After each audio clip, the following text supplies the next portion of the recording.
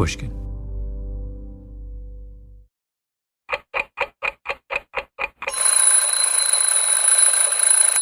Just beginning.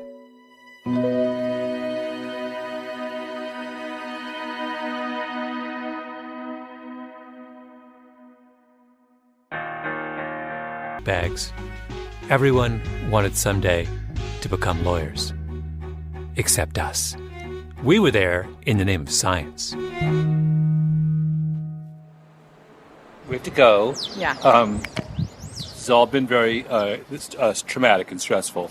But I wanted to get one last thing. I would like to get your handicap on your chances of beating me. Just tell me what you think your chances of beating me are. My chances as a Your chance? mom, I would point out, was quite confident you would win. My mom is confident in me no matter what, which is very nice, but, maybe unrealistic. I don't know, 50-50? Camille. I really don't. Wait, how old are you? Tell us. I am 24. Okay, I won't even tell you how old I am, but it is a large multiple of your age. I know, but I don't think it has to do with age. I think it has to do with reading ability. And you read nonstop 24 hours a day. I've been in cognitive decline for 30 years. It's all going to be exposed. All right, we're off. We gotta go. I got the idea of taking the LSAT from a man named William Andersen. I read a paper that he wrote.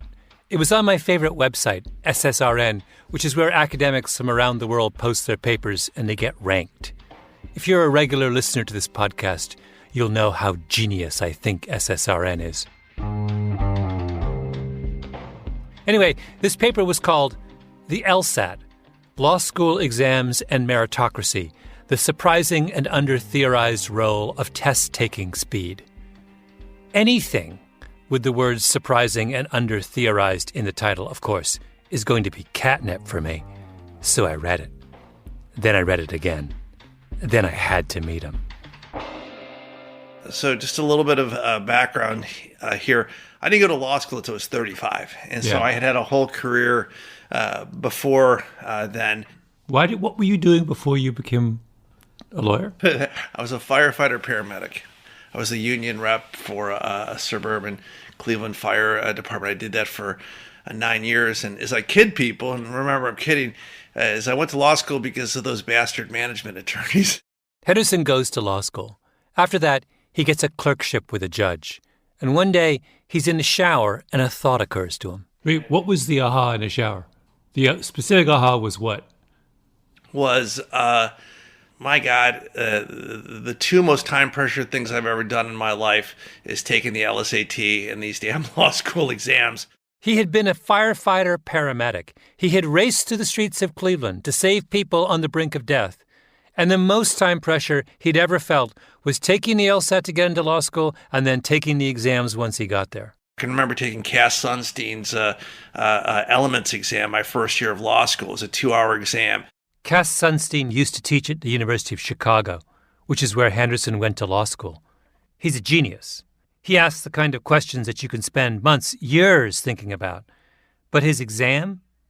2 hours. That's all you got. The proctor said time, and everybody dropped their pencils, and there was this huge ugh. Everybody was like groaning that they didn't get more time to keep on working on Cass Sunstein's element exam. It was like 90 people who all dropped their pencil, and they're all exclaiming the desire for more time. That was a memorable experience. Now, I'm sure this is obvious to you, particularly if you're an American. You've been tested 1,000 times in your life. SAT, ACT, GRE, on, and every one of those standardized tests doesn't just test whether you can answer the question correctly. They test how quickly you can answer the question correctly. But I'm a Canadian. I've never taken a standardized test in my life. And as an outsider, I have to say, the whole system seems really weird. Why is quicker better? The LSAT is Exhibit A. It's the single most important thing that determines where you go to law school. Nothing else comes close. And what is it? It's around 125 questions divided among 5 sections. Analytical reasoning, reading comprehension, 2 sections on dissecting an argument, and one experimental section. Everything's multiple choice. You mark your answers with a pencil by filling in little bubbles on an answer sheet, like an IBM punch card.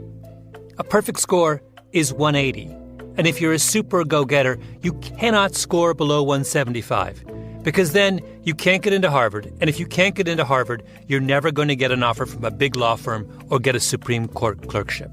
Your life is over.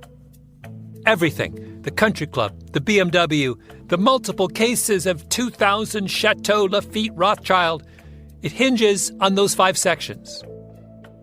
And how long do you get to spend on each of those 5 sections? 35 minutes. Not 40, not 50, not 55. And if you finish up one section early, you don't get to add that time to the next section.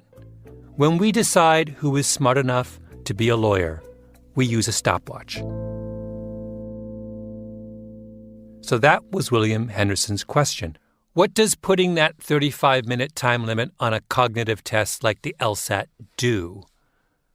So I said to Camille, let's find out. And because we're both super competitive, the whole thing got very involved.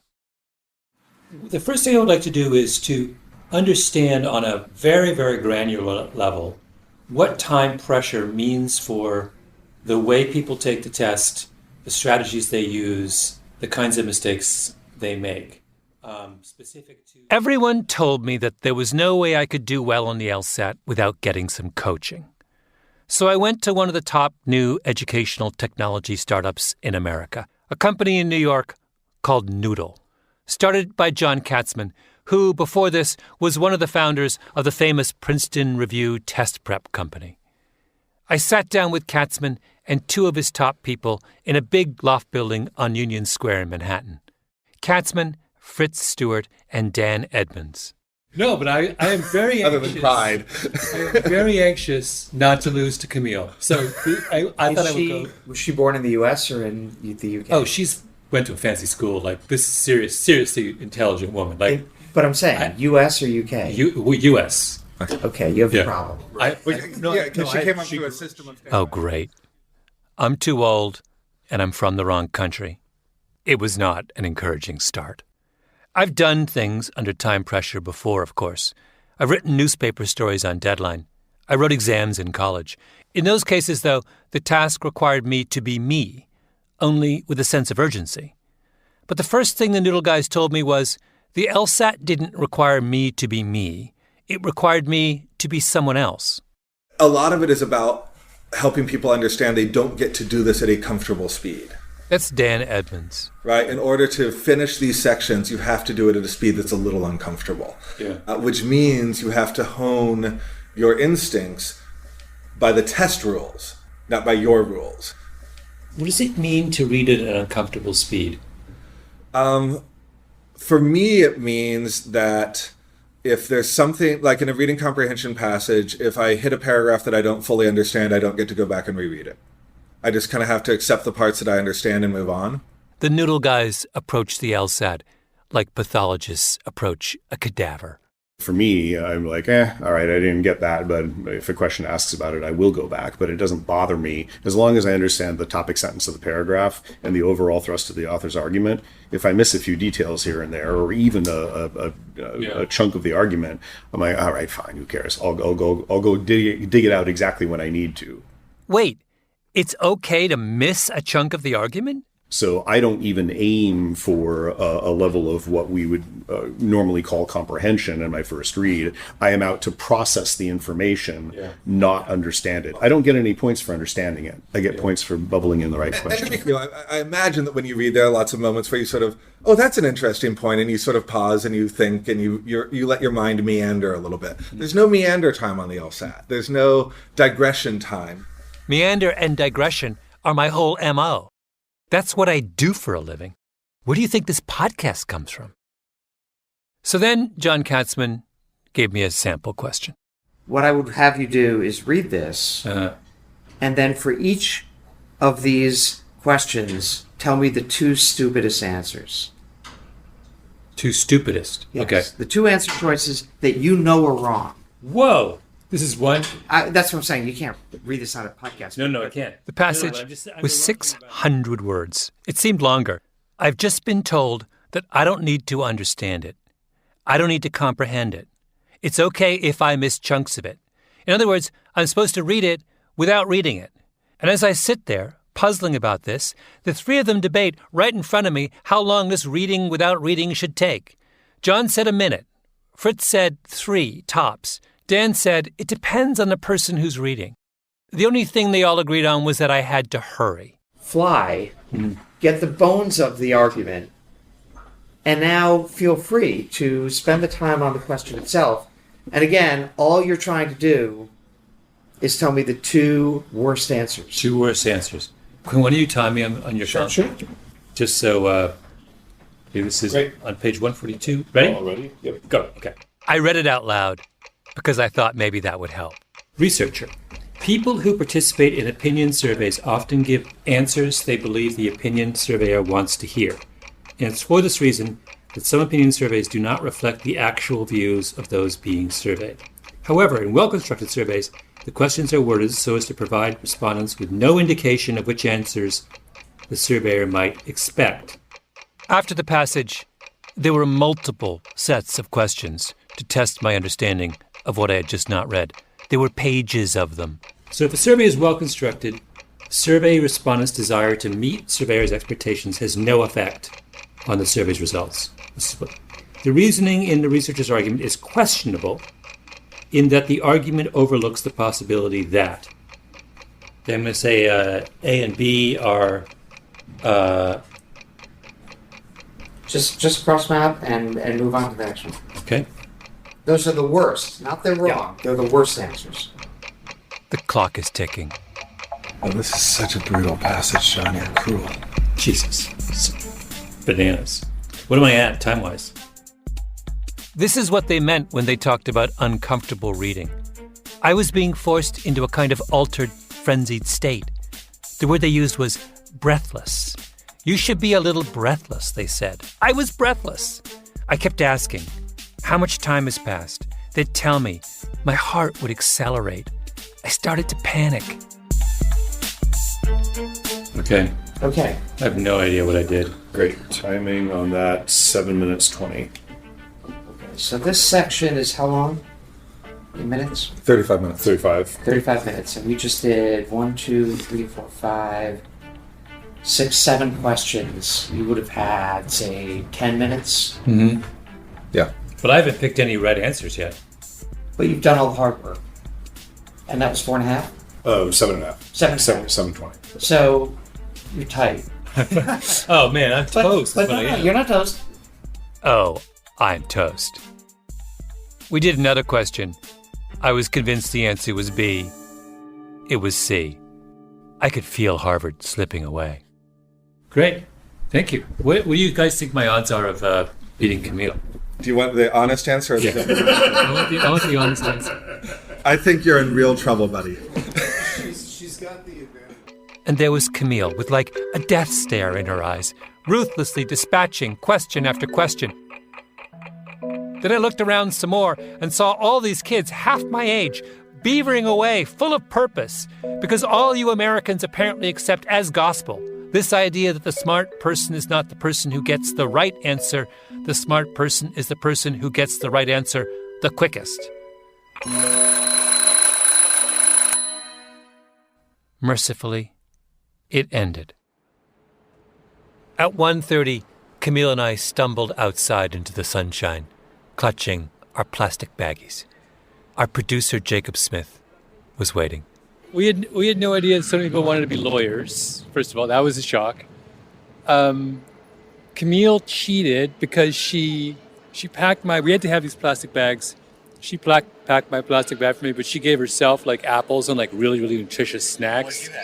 And I got... Gave you trail mix, which is the same thing. So you had fresh fruit and Malcolm had... Malcolm had trail mix from CVS, but who sharpened all your pencils, Malcolm, and packed you little tissues in case your nose runs? Or... Okay, now after both taking it, what's your honest opinion? Who do you think did better? Oh, I think Camille did. I did so poorly.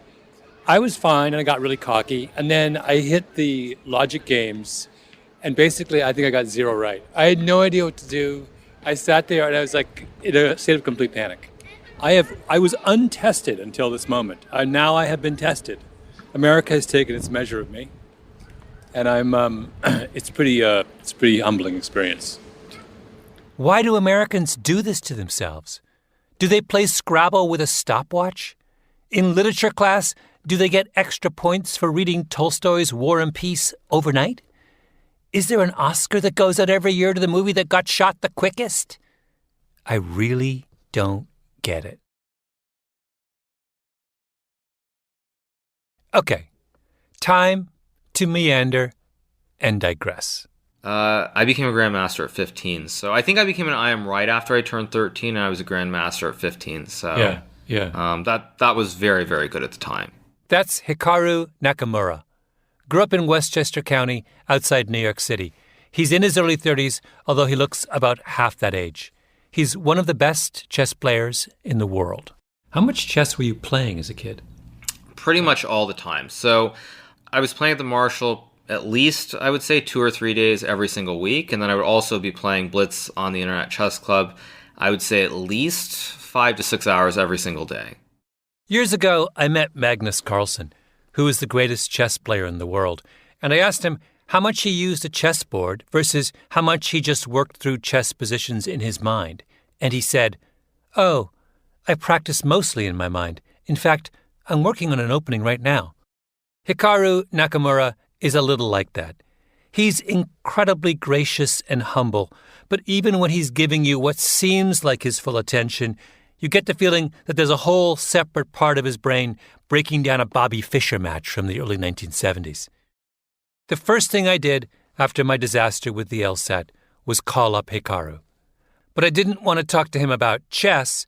I wanted to talk to him about time. So my first question about this would be, what would happen within reason if there was no clock?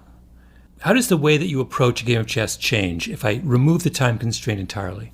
All right. So if you remove time entirely from the game of chess, every game of chess would be drawn, because without time, if you have an endless amount of time to think about any given move, if I could think for 30 minutes on every single move, I do not think I would ever lose a game of chess to a human. To a computer, I would still lose, but to a human... Even Magnus? If I had a half hour for every move, I don't think I would ever lose to Magnus. This is why chess games have a time limit. Otherwise, it's not a game.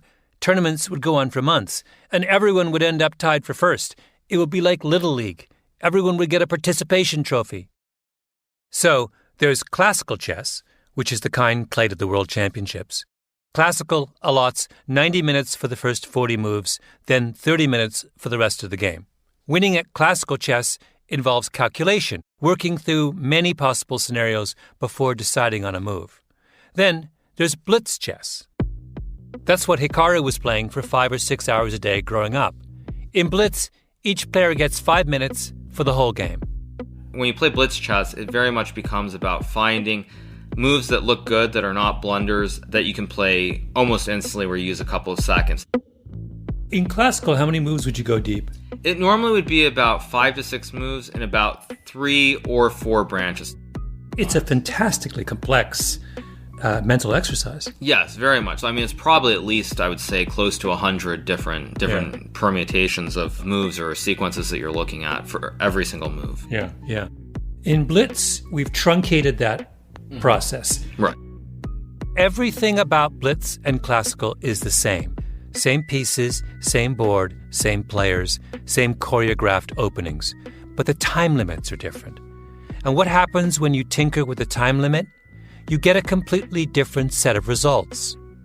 At classical chess, Magnus Carlsen is number 1. He's also number 1 at blitz, because he's a genius. Hikaru, right now, is 11th in the classical rankings. But at blitz, he's number 2 in the world. Why? Because he's really, really good at the rapid pattern recognition that's necessary for blitz, and he's not quite as good at the complex calculation that's necessary for classical. Now, who's a good example of the opposite? Fabiano Caruana is Actually, he's probably the best example. I can't even think of anyone else who is that much better at classical chess than they are at Blitz and Rapid. Why do you think he's not good at Blitz and Rapid?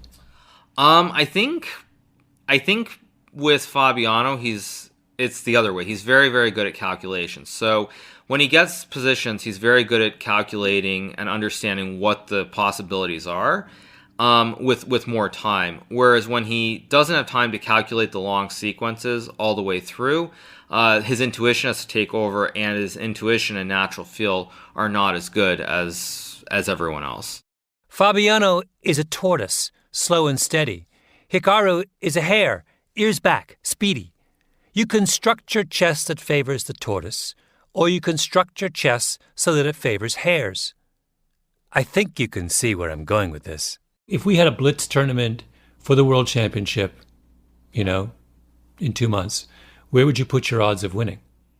I would put my odds of winning probably around 20%. I would say I'd put Magnus at about 60%. I'd put myself at 20%. So pretty good odds. Yes. So your world changes if just arbitrarily we decided that the standard for international tournament chess ought to be blitz. Yes, it would change. Yeah. You would make a lot more money.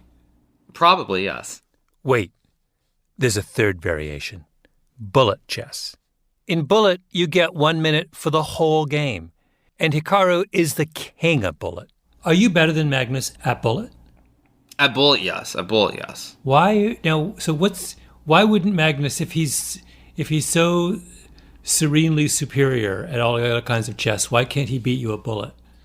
In terms of the calculation, what he does is like the sort of, well, it's not an algorithm, but sort of the way that he fine tunes it or the way he thinks about it, I think it takes a little bit more time to come to the conclusions.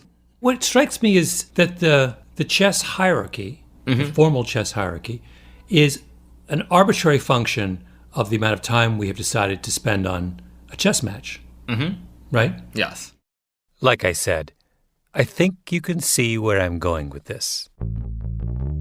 Hikaru is a hare, not a tortoise. And what is the LSAT? It is a test that rewards hares over tortoises, which means that if the LSAT ran the chess world, they would consider Hikaru the greatest chess player in the world. They would crown him champion over Magnus. LSAT logic is that the best player is the one who solves the hardest chess puzzles quickest, and that's Hikaru. But that's insane. Not even Hikaru thinks he's better at chess than Magnus. What Hikaru would say is that he's a different kind of chess player than Magnus. And I haven't even mentioned Puzzle Rush. It's an online game where you get a series of endgame chess positions, and you have to get to checkmate as often as possible in 5 minutes. Puzzle Rush is insanely popular. Do you play a lot of Puzzle Rush? I have the highest score at it. So, do you really? Yes, I do. Yeah. So what's your score? My highest score is 55. And what's the second highest? I think there are 2 people with 54, and then there are a couple with 53, and it falls off from there. Yeah, yeah. Wait, have most of the top players in the world played Puzzle Rush? Most of them have, yes. Yeah. Has Magnus played Puzzle Rush? Not officially. Not officially. You think he might be playing and hiding his... He probably has, yeah. Yeah. Do you get any award for being the number one on Puzzle Rush? No. They don't like crown you king of Puzzle Rush? There's a 3-hour video of Hikaru crushing Puzzle Rush on YouTube. It has 130,000 views. This actually might be the most hotly contested form of chess you've ever played. You've never played something where millions of people are in the same tournament. Right? Yeah, that's true. Yes, you're right. Yeah. You could make an argument this is your greatest accomplishment. I guess. I wouldn't think of it that way, but yeah, you're right. Point. You're right. Yes. The only reason we don't consider that your greatest accomplishment is we've arbitrarily decided only to honor chess played under these archaic rules in a tournament atmosphere. That Puzzle Rush is if we decided to say that's what chess is. Yeah, right. Yeah. If you arbitrarily decide, yes, that's true. Yeah. It has many advantages. Chiefly, it allows the entire world to compete on an equal footing, right? Yes. So you went against the entire world, and you won. I don't know. Yeah. I've never thought about that, but yes, that is true. Yeah. Well, if one thing comes out of this, it is I hope you give yourself a pat on the back. The order in which people finish in any cognitive task is an arbitrary function of how much time is given to complete that task. You can make it fast, or you can make it slow. The chess world has chosen to reward the tortoise. The LSAT has chosen to reward the hare. They've decided to play Puzzle Rush and reward the Hikarus of the world and not have us play classical and reward Fabiano. What does the legal world have against Fabiano? As I mentioned earlier, there's going to be a second part to this examination of the LSAT. Of course there is. Why would I rush? In the next episode, I'm going to visit with the folks who administer the LSAT, the Law School Admissions Council of Newtown, Pennsylvania. But that can wait. Let's go back to William Henderson, who started me wondering about time and tests. The great justification for the LSAT is your score is supposed to be a useful indication of how well you will do in your first year of law school. It's a predictor. But Henderson's great question was, what if the LSAT only predicts law school grades because law schools make the same mistake that the LSAT does? In most law schools, grades are based in large part on how well students do on exams where they are deliberately not given enough time. You take Cass Sunstein's Elements exam, where you engage with the ideas of a legal genius, and you have 2 hours. That's it. Henderson wondered if a law school doesn't rely so heavily on its students doing things quickly, if the school relies instead on take-home exams and essays, what happens to the usefulness of the LSAT as a predictor? And he found that its usefulness declines. I'm quoting, "The data showed that the LSAT was a relatively robust predictor of in-class exams and a relatively weak predictor of take-home exams and papers." In other words, once you stop racing against the clock, then the people who do well on the LSAT no longer are the best at law school, which is exactly what every chess player in the world would have told you would happen. So what did William Henderson do when he became a law professor at Indiana University? He changed the way he evaluated his students. He started placing more emphasis on take-home exams, and when he gives an exam in class, he makes it 4 hours, not 2. It's a completely open book, and I give out one of the questions in advance. I say, here's 3 questions. I'm going to test you on one. So you've seen one of the questions already, and then 4 hours is plenty of time to do the issue spotter, and I give a word limit. And I did that as a direct result of that LSAT study that I did, because I was acutely aware that you change the ordinal ranking when you pick a test method. And I say, I don't think anybody will need all 4 hours, but if you want to take 4 hours, you're free to take 4 hours. Not long after he started grading that way, a student came to see him. This kid got an A on the exam. And so he comes in, he wants to talk about exam. He said, I've been here for 3 years. I've never done this well on the exam before, and I want to know why I did this well. And I pulled out his exam, and it was an 8-hour take home. And I go, look at your first paragraph. You hit every single issue here in the first paragraph. It's just a well-organized pearl. The light bulb went on for him. It's just like, if I had had more time, all my exams would have been this organized. You have a student who the system declared was of average ability. The student believed it. Why wouldn't he? But then someone came along, someone, by the way, with the great benefit of being a firefighter from the suburbs of Cleveland, who had the freedom to think a little differently. And he said, wait, maybe you aren't of average ability.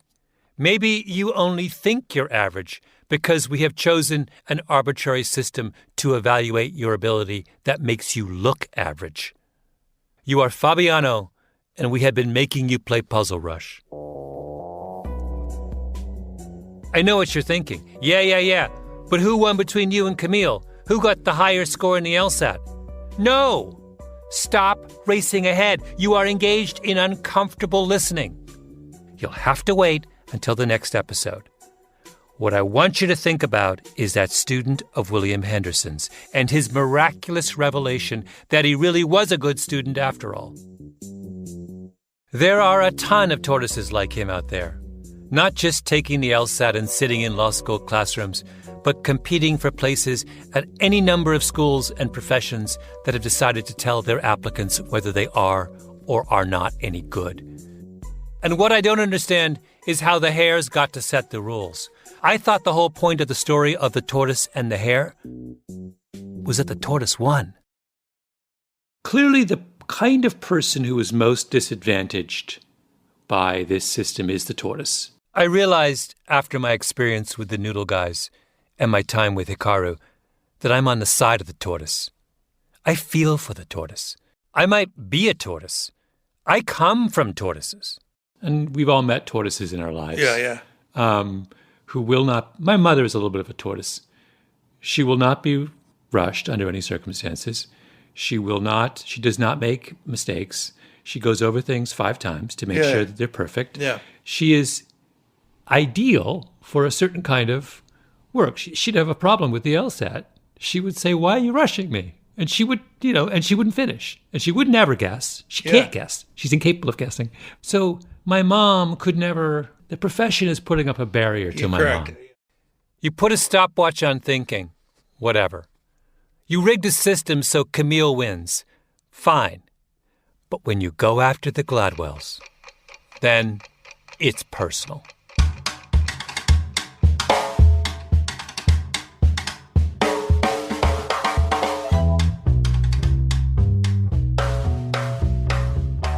Revisionist History is produced by Mia Lobel and Jacob Smith with Camille Baptista. Our editor is Julia Barton. Flawn Williams is our engineer. Fact-checking by Beth Johnson. Original music by Luis Guerra. Special thanks to Carly Migliori, Heather Fain, Maggie Taylor, Maya Koenig, and Jacob Weisberg. Revisionist History is brought to you by Pushkin Industries. I'm Malcolm Gladwell. But Camille is like a smarty pants. She's going to do, don't you think? She's going to do amazingly well. Yes. Well, Camille has a natural, she naturally prepares and is naturally persistent and determined. So I think those things will really help her a lot. Should I be worried?